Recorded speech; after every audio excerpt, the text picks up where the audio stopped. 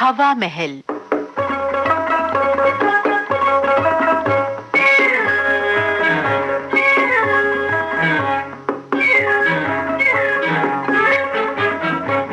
आज के हवा महल कार्यक्रम में झलकी आपके लिए लेकर आए हैं दिवा स्वप्न।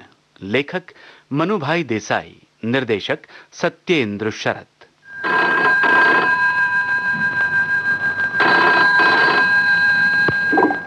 हेलो, हाँ, ये 54808 है। कौन? सुषमा? हाँ हाँ, मैं उषा बोल रही हूँ। कहो, अच्छी हो ना? और तुम्हारे पति परमेश्वर? अच्छा, लंच लेकर थोड़ी देर आराम कर रहे हैं। अरे बड़ी भाग्यवान हो सुषमा। यहाँ तो अभी तक अपने उनके इंतजार में बैठे सूख रहे हैं। देख लो ना, 2 बज गए हैं। अरे नहीं रे, एक दिन की बात नहीं, ये तो रोज की कहानी है। रोज ही खाने के लिए घर आते इनको 2-3 बज जाते हैं। नहीं नहीं, मैं बढ़ा चढ़ाकर बिल्कुल नहीं कह रही हूँ। हाँ, शायद तुम ठीक ही कह रही हो कि ये दोनों हाथों से लक्ष्मी बटोर रहे हैं। मगर मैं पूछती हूँ सुषमा, इस लक्ष्मी की जरूरत किसे है? पैसे के लिए इतनी हाय हाय क्यों? मेरे लिए? तुम भी मुझे गलत समझ रही हो सुषमा। आवश्यकता से अधिक मुझे अपने लिए कुछ नहीं चाहिए। मैं तो चाहती हूँ ये भी मेरी तरह संतोष रखें और जितना जरूरी हो उतने ही हाथ पांव मारे। काम काम काम, जब देखो काम। काम के पीछे अपने आप को मिटा देने का इरादा है क्या? पता नहीं इनके मन में पैसे के लिए इतनी लिप्सा क्यों जाग गई है। अगर इन्हें कुछ हो गया तो मैं इस पैसे को लेकर क्या करूंगी? क्या कह रही हो तुम? अरे एक बार नहीं, 50 बार कह चुके हूं। आए दिन इसी बात को लेकर झगड़ा होता है। अरे एक भी नहीं सुनते मेरी। क्या? छोड़ भी, न प्यार न डांट फटकार, इन पर किसी चीज का असर नहीं होता।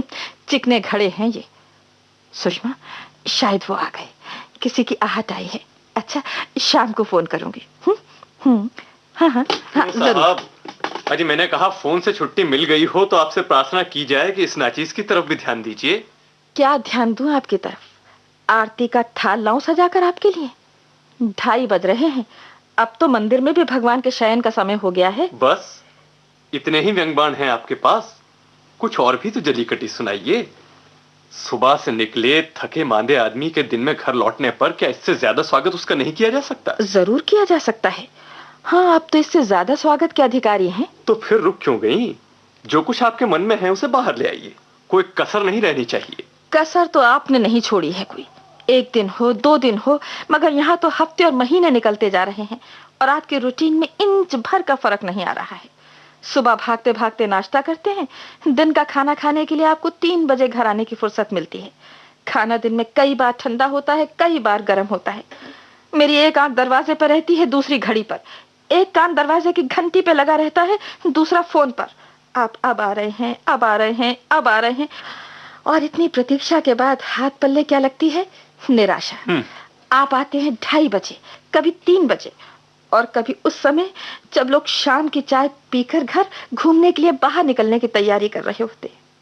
आखिर मैं भी तो मनुष्य हूँ, मेरी भी तो कुछ भावनाएं हैं। मैं भी तो आपके साथ घर या बाहर थोड़ा बहुत समय बिताना चाहती हूँ। तुम ठीक कहती हो उषा। मुझे तुम्हारे प्रति कुछ ज्यादा कंसिडरेट होना चाहिए, मगर तुम्हें भी तो मेरे प्रति थोड़ा बहुत कंसिडरेट होना चाहिए। तुम्हें मालूम है मैंने नया बिजनेस शुरू किया है, नया कारखाना प्लान कर रहा हूं। कदम कदम पर इतनी समस्याएं, इतनी उलझनें सामने आती हैं कि सांस तक लेने की फुर्सत नहीं मिलती। कई बार तो इतनी घुटन महसूस होती है, लगता है चक्की का पार्ट गले में डाल लिया है। यही तो मैं पूछना चाहती हूँ कि तुमने ये चक्की का पार्ट गले में क्यों डाल लिया है?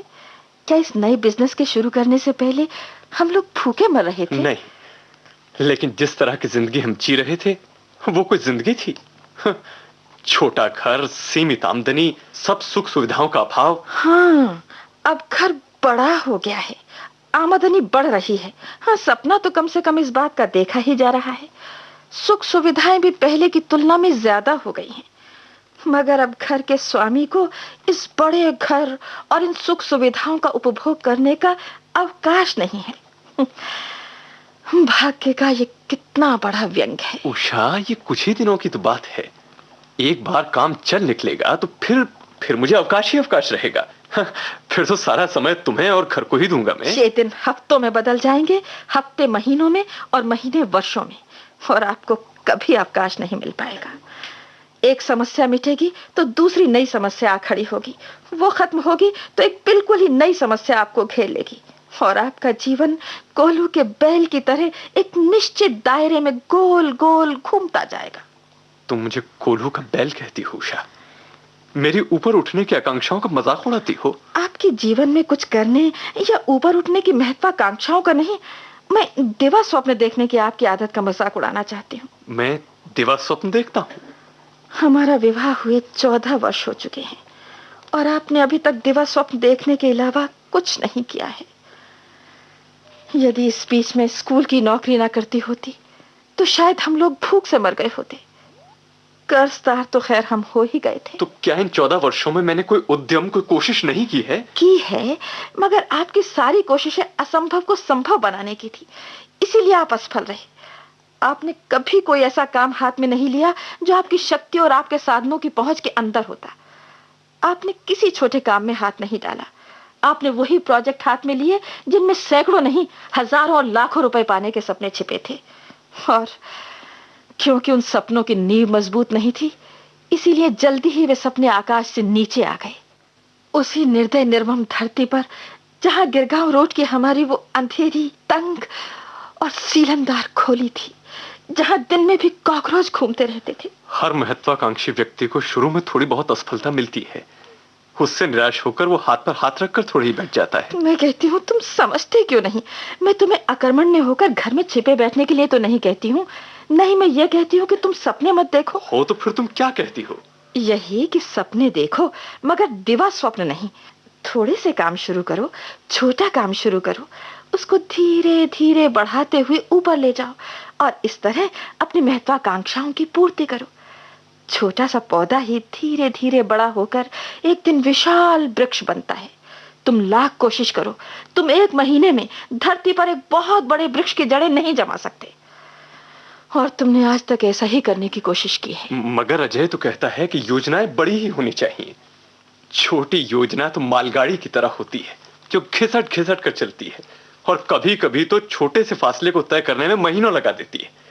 बड़ी योजनाएं सफल होने पर आदमी मिनटों में मालामाल हो जाता है। ओहो, आप मिनटों में मालामाल होने की भावना मन से निकाल दीजिए ना। मैं कहती हूँ, क्या कीजिएगा मिनटों में मालामाल होकर? 4 रोटी की जगह आप 8 रोटी खाने लगेंगे। ये जो सूट आपने पहन रखा है, इसके ऊपर आप दूसरा सूट पहनने लगेंगे। नहीं, लेकिन तब मैं इससे बढ़िया फ्लैट ले लूंगा।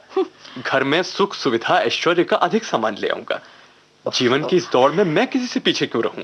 अजय कहता है कि... आप अजय भाई की बातों में... ओहो, एक मिनट रुको, देखता हूं कौन आया। हेलो अनिल। अजय, अरे भाई, बहुत बड़ी उम्र तुम्हारी, अभी अभी तुम्हारा ही जिक्र हो रहा था। हाँ, तभी मुझे लग रहा था कि कोई मुझे याद कर रहा है।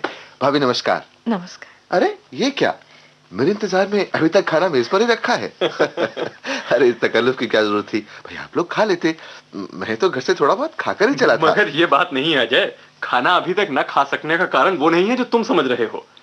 दरअसल हुआ ये कि घर में घुसते ही आज तुम्हारी भाभी मुझ पे बरस पड़ी। अब रहने दीजिए ना अजय भाई। ना ना ना ना ना, अजय भाई से कोई पर्दा ना रखिए। भाभी बताइए, आज आपने अनिल को किस बात पर? अच्छा, देखो मैं बताता हूँ। अजय, तुम्हारी भाभी कहती हैं कि मैं दिवा स्वप्न देखता हूँ। ठीक कहती हैं। मैं पूछता हूँ, कौन दिवा स्वप्न नहीं देखता, और जो नहीं देखता वो क्यों नहीं देखता? ये दुनिया कायम ही दिवा स्वप्नों पर है। भाभी, दिवा स्वप्न देखने वाला आदमी ही अपने दिवा स्वप्नों को साकार करता है, जैसे आपके भाई साहब इन 14 वर्षों से साकार कर रहे हैं। पिछली बातों को छोड़िए भाभी, जो बीत गई सो बीत गई। अब की बात कीजिए, अब की। इस बार हम दोनों ने जो योजना बनाई है, आप उसे सुनेंगी तो भड़क उठेंगी। हा, क्या प्रोजेक्ट है। बस भाभी, ये समझ लीजिए कि लक्ष्मी के आकाश से धरती पर उतरने के लिए सीढ़ी लगा दी है। अजय भाई, एक बात बताएंगे? हाँ, छोटी छोटी 2 बताऊंगा, आप पूछिए तो। इससे पहले आज तक आप ठीक इसी तरह के कितने प्रोजेक्ट बना चुके हैं? हाँ, ध्यान नहीं आता, मगर शायद 3-4 प्रोजेक्ट। 3-4 नहीं, 30-40 प्रोजेक्ट आप बना चुके हैं। और उनका नतीजा क्या हुआ है? लक्ष्मी के धरती पर उतरने की जगह आप अपने पार्टनरों को, जिनके साथ आपने ये प्रोजेक्ट बनाए हैं, उनको आप धरती पर उतार चुके हैं। इससे क्या होता है भाभी, इंसान अपनी असफलता से भी हमेशा कुछ ना कुछ सीखता ही है। अब तक के अपने सारे अनुभवों का निचोड़ मैंने इस बार इस प्रोजेक्ट में लगा दिया है, जो मैं अनिल के साथ बना रहा हूँ। सब कुछ फाइनल हो गया है, ब्लूप्रिंट रेडी है, ड्राइंग्स तैयार हैं, बस थोड़े फाइनेंस का प्रबंध और होना है, जिसके लिए अनिल और हम भाग दौड़ कर रहे हैं। वो होते ही मशीनरी फिट हो जाएगी। इस पूर्णिमा को कारखाने का उद्घाटन होगा। और भाभी, आपने वो कहावत तो सुनी होगी, उतावला सो बावरा और धीरा सो गंभीरा। आप थोड़ा धीरज और रखिए, बस 3-4 महीने में ही एयर कंडीशनड कार होगी, बच्चे ऊंची शिक्षा के लिए विदेश जाएंगे और हम सब लोग वर्ल्ड टूर के लिए निकल पड़ेंगे। Blueprint, drawings, plan, site, project, finance, air condition car, world tour, बस कीजिए बाबा, बस कीजिए। ये सब सुनते सुनते मेरे तो कान पक गए हैं। भाभी। हाँ अजय भाई, ये सब दिवा स्वप्न है, ये सब कागजी घोड़े हैं। यथार्थ की तेज हवा में ये आकाश में उड़ जाएंगे। अपने भाई साहब को इन झूठे सपनों में मत बहलाइए, उन्हें धरती पर ही खड़े रहने दीजिए। आपकी बड़ी कृपा हो। उषा, ये क्या कह रही हो तुम? अजय मेरा शुभचिंतक है, मेरे भले ही के लिए सब कर रहा है। अजय भाई और शुभचिंतक? कब से 100 चूहे खाने के बाद बिलाल चूहों का शुभचिंतक बन गया? पूछिए तो जरा इनसे, आप जैसे कितने सीधे और भले दोस्तों का सर्वनाश ये अब तक कर चुके हैं। इन्होंने अब तक जिंदगी में किया क्या है? बस दोस्तों को सब्ज बाग ही दिखाए हैं, वही आप कर रहे हैं। बस करो उषा, होश में तो हो तुम। नहीं नहीं अनिल, भाभी को जो कुछ कहना है उन्हें कहने दो। हाँ, आज मुझे जो कुछ कहना है मैं जरूर कहूंगी। मैं इतने दिनों से अपने पे बहुत जब्र कर रही हूँ, मगर अब बात बर्दाश्त के बाहर है। मैं आपसे प्रार्थना करती हूँ अजय भाई, आप इन्हें एयर कंडीशन कार और वर्ल्ड टूर के दिवा स्वप्न न दिखाई। हम लोग जिस हाल में हैं, हमें उसी में रहने दीजिए। घी से चुपड़ी 2 रोटी का लालच दे हमें जो रूखी सूखी मिल रही है, उसे भी हमसे मत छीनिए। आप कृपा कर यहाँ से चले जाइए और फिर आइंदा यहाँ आने और इन्हें अपनी मीठी बातों के फंदे में फंसाने की कोशिश न कीजिएगा। बड़ी मेहरबानी होगी आपकी। जैसे आपकी इच्छा। अच्छा मैं चलता हूँ, फिर मिलूंगा अनिल। है ये तुमने क्या किया उषा? मैंने जो भी किया ठीक किया। भूल गए अभी अभी अजय भाई ने क्या कहा था? उतावला सो बावरा और धीरा सो गंभीरा। हम लोग कोई छोटा काम करेंगे और धीरज के साथ उसके परिणाम की प्रतीक्षा करेंगे। 1 महीने में लखपति बनने की मिथ्या आशा में हम अपने जीवन को नष्ट नहीं करेंगे। हम अपने जीवन को संवारेंगे, सुधारेंगे, ताकि हमारे बच्चे ईमानदार और परिश्रमी बन सकें। और हमें चाहिए भी क्या? तुम ठीक कहती हो उषा, तुम ठीक कहती हो।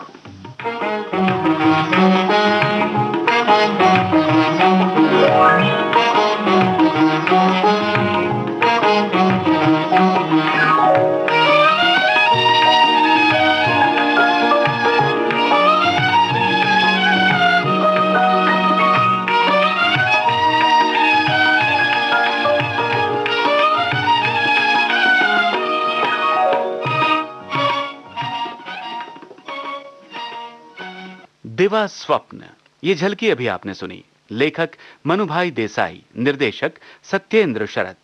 अब आज का हवा महल कार्यक्रम समाप्त होता है।